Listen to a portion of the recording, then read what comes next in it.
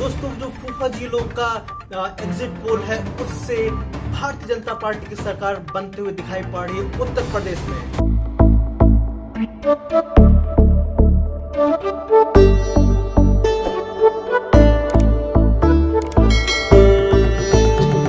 नमस्कार दोस्तों, मेरा नाम है हिमांशु सिंह और आप सभी का स्वागत है हमारे इस चैनल यथार्थ पे।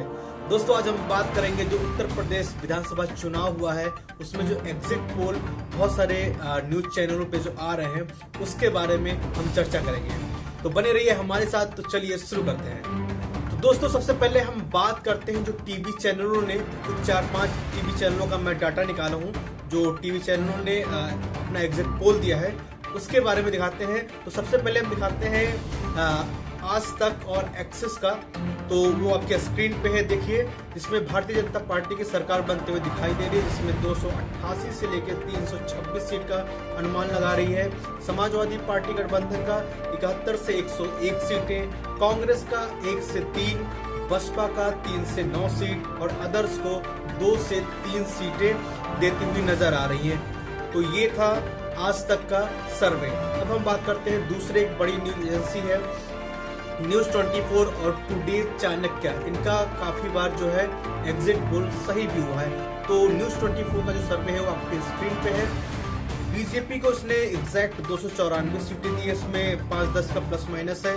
समाजवादी पार्टी को 105 प्लस माइनस दिया है, बीएसपी को 2 प्लस माइनस दिया है, कांग्रेस को 1 और अदर्स को 1 सीट दिया है। तो ये न्यूज 24 और टुडे चाणक्य का जो एग्जिट पोल है वो है। अब आपके सामने मैं दिखाने जा रहा हूँ जी न्यूज और डिजाइन बॉक्स का सर्वे आया है, तो वो आपके स्क्रीन पे है। बीजेपी को इसमें 223 से 248 सीट दे रही है, समाजवादी पार्टी गठबंधन को 138 से 157 सीट दे रही है, बीएसपी को 5 से 11 सीट दे रही है और क्या कहते हैं अदर्स, उसको जो अदर्स अन्य है वो 3 से 5 सीटें, कांग्रेस को 4 से 9 सीटें। तो ये है जी न्यूज का और डिजाइन बॉक्स का सर्वे, माफ करिएगा एग्जिट पोल। और अब आपके सामने ला रहे हैं रिपब्लिक भारत का जो एग्जिट पोल है। रिपब्लिक भारत का जो एग्जिट पोल है वो आपके स्क्रीन पे है। भारतीय जनता पार्टी गठबंधन को 262 से 277 सीटें दे रहे हैं, समाजवादी पार्टी को 119 से 134 सीट दे रही है, कांग्रेस को 3 से 8 सीटें, बसपा को 7 से 15 सीटें और अदर्स को 2 से 3 सीटें दे रही हैं। तो ये रिपब्लिक भारत का आपके सामने है। अब दूसरा और आखिरी बताता हूँ एबीपी न्यूज और सी वोटर का, ये भी एक बहुत ही सम्मानित न्यूज चैनल है। ये एजेंसी भी है जो सर्वे करती है हमेशा, इनका अक्सर इनका भी सही ही आता है। तो एबीपी न्यूज और सी वोटर का जो एग्जिट पोल है वो आपके सामने रख रहा हूँ। भारतीय जनता पार्टी को 228 से 244 सीटें मिलती हुई दिखाई पड़ रही हैं, समाजवादी पार्टी गठबंधन को 132 से 148 सीटें, कांग्रेस को 4 से 8, बसपा को 13 से 21 और अन्य को 2 से 6 सीटें बताई जा रही हैं। तो ये अपने देश की जो बड़ी बड़ी मीडिया संस्थान है उनके कुछ जो है डाटा मैंने आपके सामने रखे हैं। इनमें एक लाइन से भारतीय जनता पार्टी की उत्तर प्रदेश में सरकार बनती नजर आ रही है। तो दोस्तों अब एक और आपके सामने मैं रखना चाह रहा हूँ एग्जिट पोल, जो पूरे प्रदेश भर के फूफा जी लोग हैं उन फूफा जी लोगों का एग्जिट पोल सामने आया है। तो सारे फूफा जी लोगों का जो एग्जिट पोल है वो आपके सामने है, जिसमें भारतीय जनता पार्टी को 233 से 285 सीट मिल रही है, कांग्रेस को 7 सीटें, समाजवादी पार्टी को 89 सीटें, बसपा को 22 सीटें और एआईएमआईएम को 3 सीटें और साथ साथ अदर्स को 5 सीट बताई गई है। तो ये फूफा जी लोगों का देखना होगा कैसा एग्जिट पोल होता है, क्या ये सही होता है। अगर ये सही होगा तो पूरे भारतवर्ष में ये पहला जो है एग्जिट पोल होगा फूफा जी लोगों का। जैसे कि शादी में फूफा जी लोग की एक अहम भूमिका होती है, एक अलग भूमिका होती है, उसी प्रकार से इस एग्जिट पोल में भी इनकी अलग भूमिका होगी। तो दोस्तों ये सारी चीजें थी एग्जिट पोल की जो बात हुई वो। अब मैं बात करूंगा अपने, मेरा खुद का क्या जो है ओपिनियन है, मेरे अकॉर्डिंग किसको कितनी सीटें मिल सकती हैं। तो दोस्तों ये जो है मैं आपके सामने स्क्रीन पर रख रहा हूँ। इसमें भारतीय जनता पार्टी को 242 प्लस माइनस 10 और समाजवादी पार्टी को 143 प्लस माइनस 10, बसपा को 11 ±10 और कांग्रेस को 4 ±10 और 2-3 सीटें 2 से 3 अदर्स को उसमें भी प्लस माइनस अपना होगी। तो ये मेरा एक अनुमान है। खैर, ये हो गई पूरी एग्जिट पोल की बात। तो दोस्तों अब बात करते हैं कि एग्जिट पोल एक्चुअली होता कैसे है, एग्जिट पोल की कितनी सच्चाई है, ये कितने सही होते हैं, क्या इन पे विश्वास किया जाना चाहिए। तो दोस्तों एग्जिट पोल का एक जो शुरू से चला आ रहा है कि जो पोलिंग बूथ होते हैं उनके बाहर एक आदमी, एक एजेंसी का आदमी खड़ा हो जाता है एक बॉक्स लेके, उसके पास वो कागज होता है जिसमें सारे पार्टियों के सिंबल्स लगे होते हैं, उस पर अपना साइन करता है, मोहर लगाता है और उस बॉक्स में डाल देता है। तो ये होता है।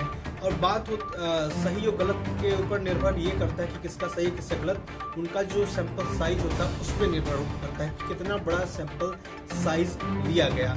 जितना ही बड़ा सैंपल साइज लिया जाता है उतना ही सटीक एग्जिट पोल आता है। लेकिन जो हमारे भारत में, हमारे देश में जो एग्जिट पोल जिस तरह से लिया जाता है वो बहुत ही छोटा एक सैंपल साइज होता है। अब उत्तर प्रदेश की जो जनता है लगभग 22 करोड़ से ज़्यादा की है, लेकिन जो सैंपल साइज होता है वो 2 से 3 लाख, ज़्यादा 5 लाख, उससे ज़्यादा सैंपल साइज नहीं होता है। इतनी बड़ी जो जनसंख्या है यहाँ पे, इतनी ज़्यादा वोटिंग है, उसमें अगर 2 से 5 लाख के बीच का जो सर्वे आप करते हैं वो बहुत ज़्यादा सही नहीं मैं मानता हूँ। सैंपल साइज और बड़ा होना चाहिए।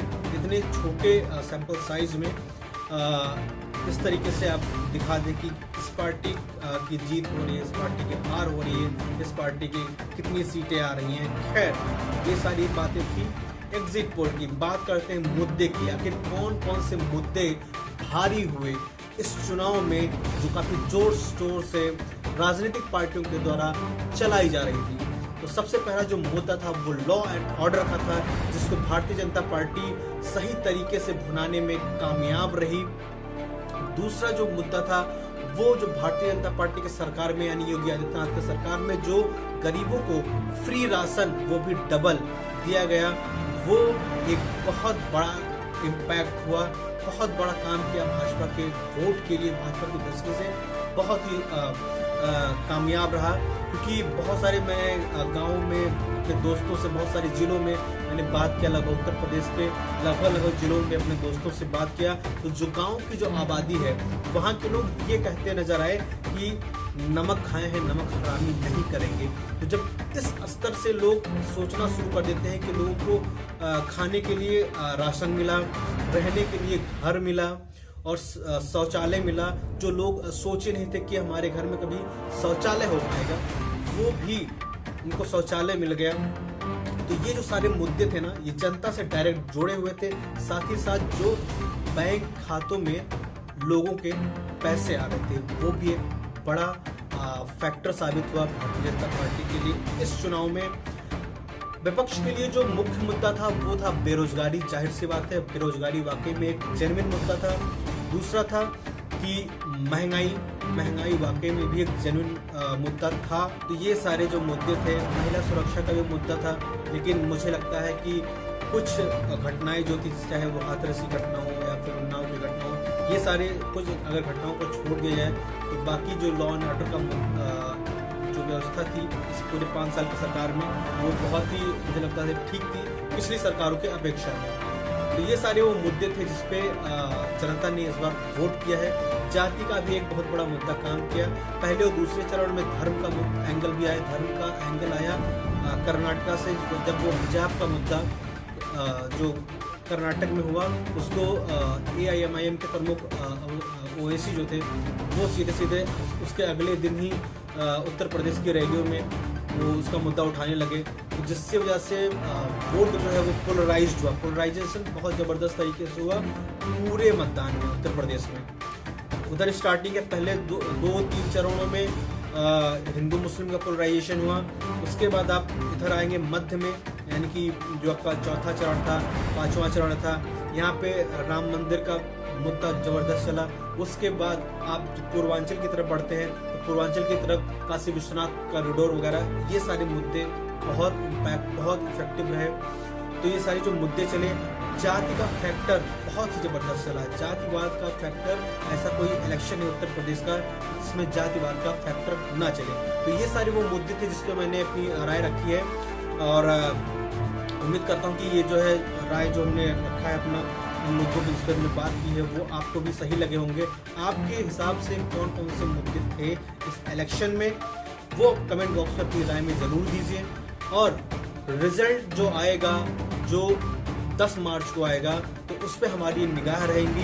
ये जो एग्जिट पोल बताया है, इस पर अभी आप विश्वास नहीं भी कर सकते हैं, कर भी सकते हैं, क्योंकि ये फाइनल रिजल्ट नहीं है। रिजल्ट जब आएगा 10 मार्च को, तो आपसे मुलाकात करेंगे, वही फाइनल रिजल्ट होगा। तो उसी के बाद पूरा जो है क्लियर हो जाएगा कि उत्तर प्रदेश में आखिर सरकार किसकी बन रही है। तो उम्मीद है आपको ये विश्लेषण पसंद आया होगा, ये वीडियो पसंद आया होगी। और अगर ये वीडियो पसंद आई है तो उसको लाइक करिए, शेयर करिए, कमेंट करिए।